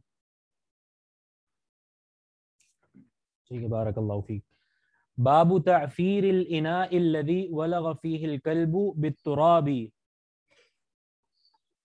اس باب کا پہلے مفہوم سمجھ لیں. اس باب کا مفہوم یہ ہے کہ اس برتن میں، جس برتن میں کتے نے منہ ڈالا اور اس کو چاٹ لیا، تو اس برتن کے بارے میں ایک اور حکم یہ ہے، وہ یہ کہ اس برتن کو مٹی کے ساتھ مانجنا ہے. مانجنا کہتے ہیں اچھی طرح ملنا اور رگڑنا، اسے کہتے ہیں مانجنا، جس کو عربی میں تعفیر کہتے ہیں. ٹھیک ہے، تو اس برتن کو مٹی کے ساتھ مانجنا ہے، یہ اس باب کا مطلب اور مفہوم ہے. ترجمہ اس کا ہے باب تعفیر الانائی. تعفیر الانائی، مانجنا برتن کو. الذی، وہ برتن، ولغ فیہ الکلب، جس میں کتے نے منہ ڈال دیا، یا جس کو کتے نے چاٹ لیا، بالتراب، مٹی کے ساتھ. یعنی وہ مانجنا جو ہے وہ مٹی کے ساتھ ہے. ترجمہ پھر سن لیں. تعفیر الاناء، برتن کو مانجنا، الذی، وہ برتن، ولغ فیہ الکلب، جس میں کتے نے منہ ڈال دیا، بالتراب، مٹی کے ساتھ. بالترابی آپ دیکھ رہے ہیں، التراب مٹی کو کہتے ہیں، اس پہ حرف جر داخل ہوا تو یہ جار مجرور یہ متعلق ہوتے ہیں. ٹھیک ہے، تو اب یہاں پہ آپ نے یہ بتانا ہے معنی کو دیکھ کے کہ یہ جار مجرور کس کے متعلق بنیں گے. یہ جار مجرور یہاں پہ کس کے متعلق ہے؟ الذی کے نہیں، تعفیر کے. جی بالکل. دیکھیں معنی کے لحاظ سے نا جار مجرور کا متعلق سمجھ آ جاتا ہے. ٹھیک ہے. مٹی کے ساتھ، یعنی مٹی کے ساتھ کیا؟ تعفیر، مانجنا. تو معنی یہ التراب جو ہے جو کہ جار مجرور ہے، اس کا جو متعلق ہے وہ کہاں پہ ہے؟ شروع میں تعفیر. ٹھیک ہے کہ وہ جو مانجنا ہے برتن کو وہ بالتراب ہونا چاہیے، وہ مٹی کے ساتھ ہونا چاہیے. ترجمہ پھر سن لیں. تعفیر الانائی، مانجنا برتن کو، الذی وہ برتن، بلغ فیہ الکلب جس برتن میں کتے نے منہ ڈال دیا، بالترابی مٹی کے ساتھ. یہ تعفیرہ بالتراب. یہ تعفیر مصدر ہے، مصدر عفر یعفر تعفیرا. ٹھیک ہے. اور مصدر بھی متعلق بنتا ہے. ٹھیک ہے. کیونکہ مصدر بھی جو ہے وہ کیا کہتے ہیں صیغہ صفت ہوتا ہے، تو وہ بھی مصدر یعنی وہ بھی متعلق بن جاتا ہے. ٹھیک ہے. ایک تو مشہور تو یہی ہے نا کہ فعل بنتا ہے متعلق، لیکن فعل کے ساتھ ساتھ جو صیغہ صفت ہوتا ہے نا، جیسے اسم فاعل، اسم مفعول، ظرف اور مصدر، یہ چیزیں بھی متعلق بن جاتی ہیں. چلیں حدیث لائے ہیں عن عبداللہ بن المغفلی، عبداللہ بن مغفل رضی اللہ تعالی عنہ سے. عبداللہ بن مغفل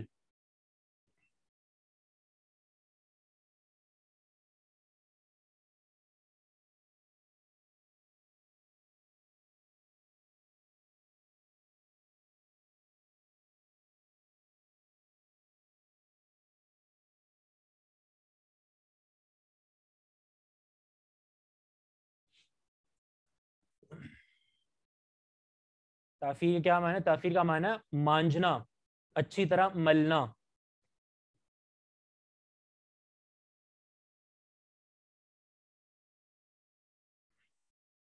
عبداللہ بن مغفل رضی اللہ عنہ سے روایت ہے.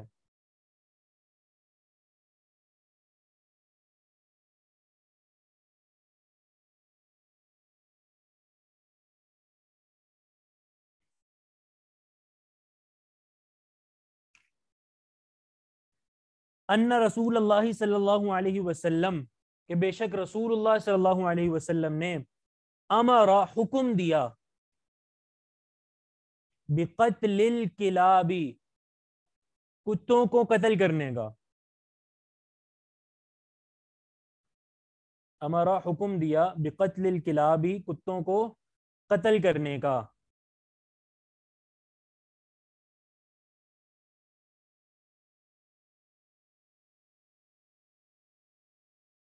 ورخص اور رخصت دی، اجازت دی، فی کلب الصید والغنم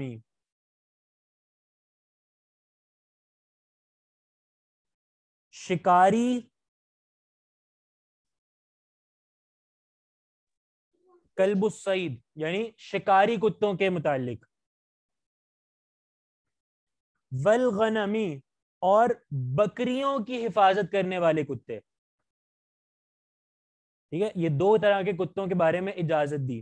کلب الصید یعنی شکاری کتے جو شکار کے لیے استعمال کرتے تھے، اور کلب الغنم وہ کتے جو بکریوں کے ریوڑ کے حفاظت کے لیے استعمال کیا کرتے تھے.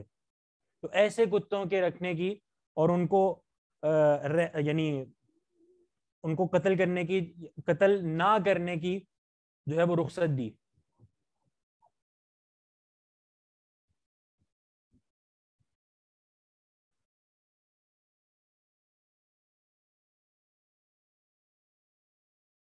یہاں بقتلی میں وہی متعدی ہونے والا قاعدہ ہے.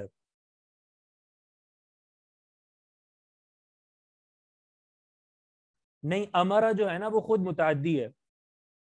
ٹھیک ہے. تو یہ با جو آ رہا ہے یہ با متعدی بنانے والا نہیں ہے.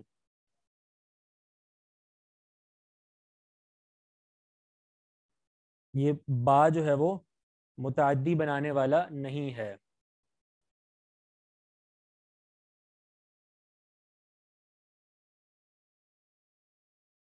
حفاظت کی عربی کون سی ہے حدیث میں؟ حفاظت کی عربی نہیں ہے، ایک مفہومی معنی آپ کو بتایا ہے، ٹھیک ہے؟ شکاری کتا اور غنم کا کتا، یعنی غنم جسے جو بکریوں کا جو ایک بہت ساری بکریوں کا آ جاتا ہے نا غنم، تو معنی ان کی حفاظت کے لیے رکھا جاتا ہے، تو ایسے کتے کے بارے میں رخصت دی کہ ان کو نہیں قتل کرنا۔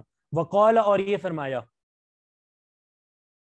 ورخص، اور رخصت دی، فی کلب الصید، شکاری کتے کے بارے میں، والغنمی، اور بکریوں کے کتے کے بارے میں، یعنی بکریوں کی حفاظت والے جو کتے رکھے جاتے ہیں ان کے بارے میں بھی۔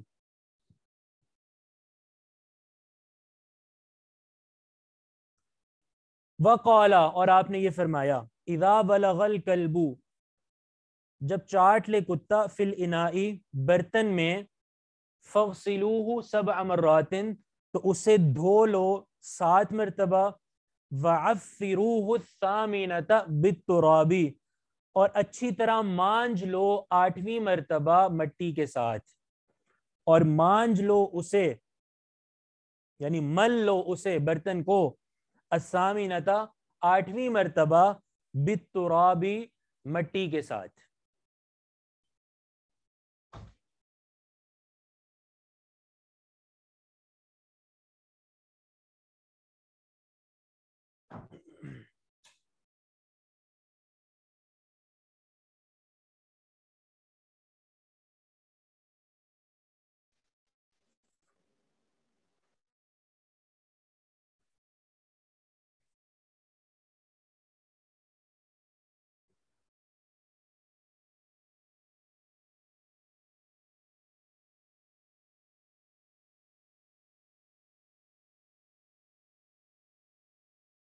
عفروہ، مانج لو اسے، مل لو اسے، الثامنۃ 8ویں مرتبہ، بالتراب مٹی کے ساتھ۔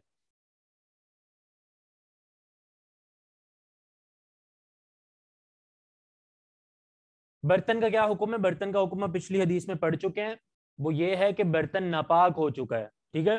تو نمبر 1 اس میں برتن میں جو چیز موجود ہے اس کو گرا دینا ہے، نمبر 2 اسے 7 مرتبہ دھونا ہے، اور تیسری بات نمبر 3 جو اس حدیث کو ملا کر پتہ چلی وہ یہ کہ 8ویں مرتبہ اسے مٹی کے ساتھ بھی دھونا ہے۔ تعفیر اور عفروہ یہ سیم ہے اس معنی میں کہ باب ایک ہے لیکن صیغے مختلف ہیں۔ جو تعفیر آپ نے پڑھا وہ مصدر ہے، ٹھیک ہے؟ عفر یعفر، تعفیر وہ مصدر ہے، اور عفروہ یہ جو پڑھ رہے ہیں یہ امر کا صیغہ ہے یہاں پہ، ٹھیک ہے؟ باب تو سیم ہے لیکن صیغے مختلف ہیں۔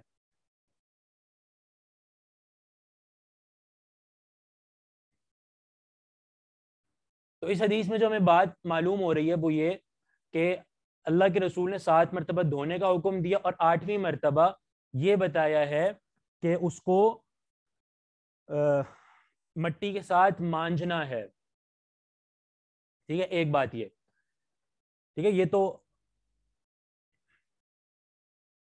آج کل عموماً دھونے کے لیے مٹی کے بجائے عموماً استعمال ہوتا ہے، تو اس کا کیا حکم ہے؟ سر ہمارے سوال کا جواب بھی، آپ کا سوال کیا ہے؟ اتنے سارے سوال آ گئے وہ پھر اوپر رہ جاتا ہے کہیں۔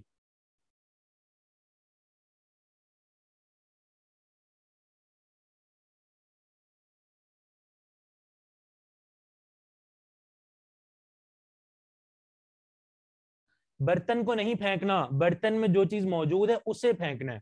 اگر برتن کو پھینکنا ہوتا تو 7 مرتبہ دھونے کا کیا مطلب؟ جب پھینکنا ہی ہے تو بس پھینک دو، ٹھیک ہے؟ برتن کے اندر جو چیز موجود ہے اسے پھینکنا ہے اور پھر 7 مرتبہ دھونا ہے۔ دوسری بات یہ جو سوال ہے کہ اس وقت تو مٹی کا استعمال ہوتا تھا، تو اب جو ہے وہ صابن وغیرہ بھی آ چکے ہیں، اگر مٹی ہر وقت میسر نہ ہو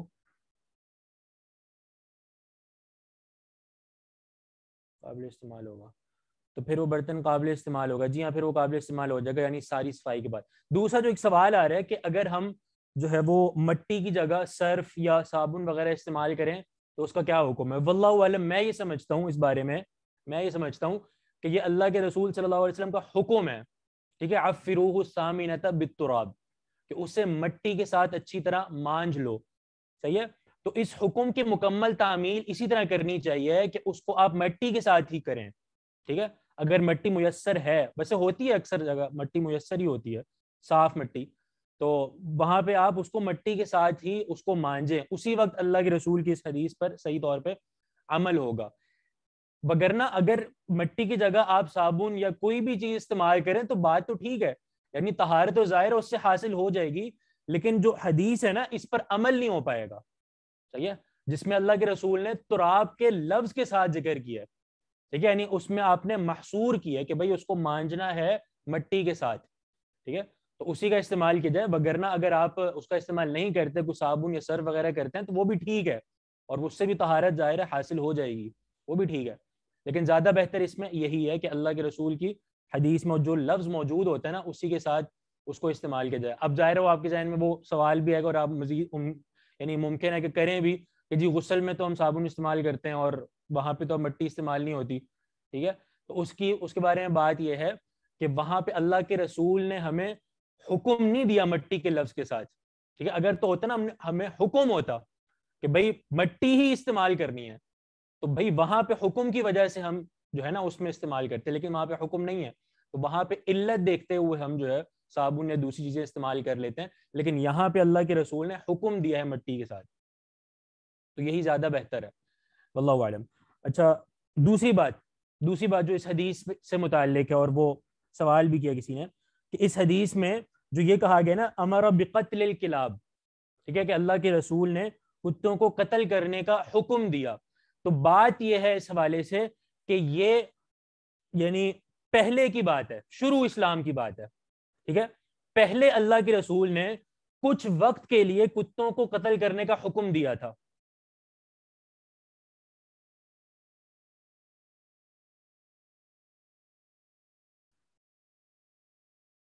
اس پہ بات کرتے ہیں ابھی. تو یہ بات ہو رہی ہے امر بقتل الکلاب پہ, کہ اللہ کے رسول نے یہ جو حکم دیا تھا نا کتوں کو قتل کرنے کا, تو یہ کچھ دیر کے لیے تھا, کچھ دنوں کے لیے تھا, یہ ہمیشہ کے لیے نہیں تھا. بعد میں اس حکم کو اللہ کے رسول نے خود ہی منسوخ کر دیا تھا, خود ہی اللہ کے رسول نے منسوخ کر دیا تھا, اور ساتھ یہ بھی فرمایا تھا ما بالہم وما بال الکلاب, کہ تمہارا کتوں سے کیا لینا دینا, ان کو زندگی گزارنے دو, چلتے پھرتے رہنے دو, تمہارے علاقوں میں محلوں میں چلتے پھرتے رہتے, تو ان کو چھوڑ دو, مت قتل کرو ان کو. تو مانا اللہ کے رسول نے یہ حکم خود ہی اپنی حدیث سے منسوخ کر دیا تھا, اور وہ جو حکم دیا تھا یعنی کتوں کو قتل کرنے کا, وہ حکم منسوخ کر دیا تھا.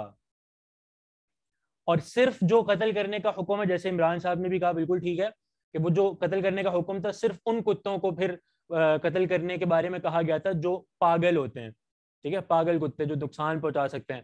اور کالے کتے اس کو اللہ کے رسول نے شیطان قرار دیا تھا, مکمل کالے, اس کی ایک الگ ایک کیفیت ہوتی ہے, تو اس کو اللہ کے رسول نے شیطان قرار دیا تھا کہ اس کو بھی قتل کرنے کا حکم دیا گیا ہے. باقی تمام اور جو کتے ہیں ان کو جو قتل کرنے کا حکم دیا تھا وہ منسوخ ہو چکا ہے.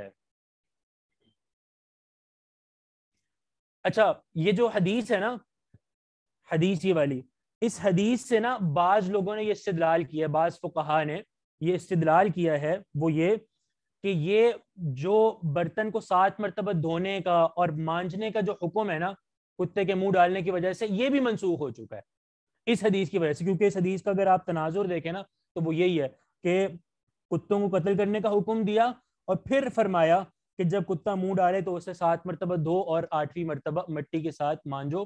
تو اس سے بعض فقہا نے یہ استدلال کیا ہے کہ برتن کو 7 مرتبہ دھونا یہ حکم بھی منسوخ ہو چکا ہے اسی حکم کے ساتھ. کیا مطلب کہ یہ 7 مرتبہ دھونے والا حکم بھی اس وقت اللہ کے رسول نے دیا تھا جب کتوں کو قتل کرنے کا حکم دیا تھا. تو جب کتوں کو قتل کرنے کا حکم منسوخ ہو گیا تو ساتھ ہی اس حکم کو بھی منسوخ کر دیا گیا, جبکہ یہ بات درست نہیں ہے. ٹھیک ہے, یہ بات درست نہیں ہے. کتوں کو قتل کرنے والا حکم اپنی جگہ منسوخ ہوا ہے, لیکن جو یہ والی بات ہے نا, یہ والی بات اذا بلغ والی, یہ والی بات منسوخ نہیں ہوئی, یہ والی بات منسوخ بالکل نہیں ہوئی. اور اس کی دلیل کیا ہے کہ جی یہ بات منسوخ نہیں ہے. ٹھیک ہے, کیونکہ بظاہر تو اس حدیث سے یہی لگ رہا ہے نا کہ شاید منسوخ ہو چکی ہے, کیونکہ تناظر آپ دیکھیں کہ حکم دیا قتل کرنے کا کتوں کو، اور پھر یہ فرمایا اذا بلغ فی الکلب. تو ایسا تو یہی لگ رہا ہے کہ منسوخ ہو چکا ہے، اور ساتھ ہی بلوغ کلب والا حکم جو ہے، جو برتن کو 7 مرتبہ دھونا ہے، وہ بھی منسوخ ہو چکا ہے. تو یہ والی بات ہم نے کہا کہ 7 مرتبہ دھونے والی بات منسوخ نہیں ہے. اس کی دلیل کیا ہے؟ اس کی دلیل بھی ایک حدیث ہے جس میں اللہ کے رسول کے بارے میں فرمایا گیا کہ اللہ کے رسول نے جو قتل کرنے کا حکم دیا تھا کتوں کو، ساتھ ہی یہ کہا بعد میں کہ ما بالہم وما بال الکلاب، کہ تمہارا اور ان کتوں کا کیا لینا دینا، ان کو چھوڑ دو، یعنی ان کو قتل نہ کرو. صحیح، یعنی منسوخ کر دیا. اسی حدیث میں جس میں اللہ کے رسول نے منسوخ کیا، اسی حدیث میں ساتھ یہ بھی فرمایا اذا بلغ الکلب، کہ جب کتا منہ ڈال دے تو اپنے برتن کو 7 مرتبہ دھونا ہے. اس بات کا مطلب کیا ہوا؟ اس بات کا مطلب یہ ہوا کہ 7 مرتبہ دھونے والی بات منسوخ نہیں ہے. وجہ کیا ہے؟ دلیل کیا ہے؟ کہ اللہ کے رسول نے جو رخصت والی حدیث بیان کی ہے نا، منسوخ والی حدیث، اسی منسوخ والی حدیث میں یہ بیان فرمایا کہ جب کتا منہ ڈالے تو اس کو 7 مرتبہ دھونا ہے. معنی کہ وہ قتل والی بات منسوخ ہے، اور یہ والی جو بات ہے 7 مرتبہ دھونے والی بات، اس والی بات کو اللہ کے رسول نے برقرار رکھا ہے، اس کو منسوخ نہیں کیا. حدیث کا حوالہ، اس حدیث کا حوالہ صحیح مسلم، یہ صحیح مسلم میں موجود ہے حدیث.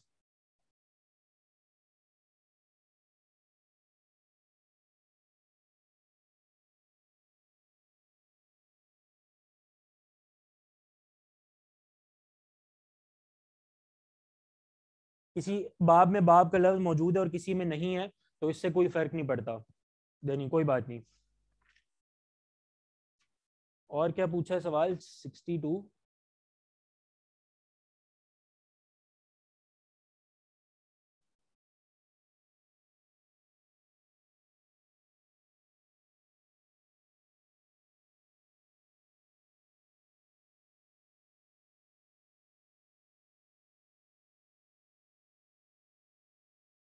جی، پاگل کتے اور جو اس طرح کے کتے ہیں ان کو قتل کرنے کا اب بھی حکم ہے، یعنی وہ برقرار ہے.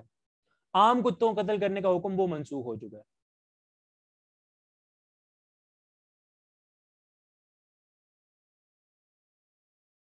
باب کا اسلوب،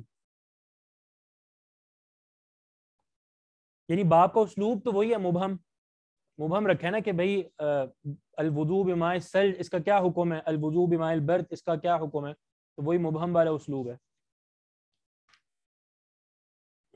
الامر باراقۃ ما فی الاناء اذا بلغ فی الکلب، یہ خبری اسلوب ہے کیونکہ اس میں خبر دے دیا امام نسائی نے کہ اس چیز کو پھینکنے کا حکم ہے. ٹھیک ہے، تو یہ خبر ہے، خبری اسلوب ہے. بتایا تھا کہ مسلم کی کتاب یا باب، اب ہم اتنے ڈاکٹر ذاکر نائک تو نہیں ہیں کہ ہمیں پتہ ہو پورا، بس صحیح مسلم کی حدیث ہے. اب باقی غالباً کتاب السعید وغیرہ میں اگر دیکھی جائے بات تو وہ شاید وہاں پہ مل جائے گی. نہیں معذرت نہیں، بالکل کوئی بات نہیں ایسی، آپ وہاں پہ دیکھیں آپ کو مل جائے گی.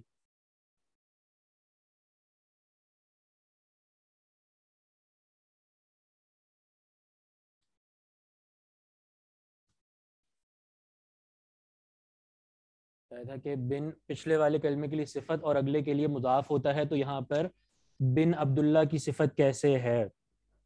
بن صفت ہے نا، بالکل، ان عبداللہ ہی، یعنی عبداللہ عبد مضاف، لفظ اللہ مضاف الیہ، مضاف مضاف الیہ مل کر یہ موصوف ہے، اور بن جو ہے وہ اس کی صفت ہے. ٹھیک ہے، اور قاعدہ بالکل وہی ہے کہ بن پہلے کے لیے صفت بن رہا ہے اور اگلے کے لیے مضاف بن رہا ہے، یعنی بن المغفل کے لیے مضاف بن رہا ہے اور عبداللہ کے لیے صفت بن رہا ہے. تو اس میں کوئی اشکال نہیں ہے. تو واضح ہے یہاں تک بات؟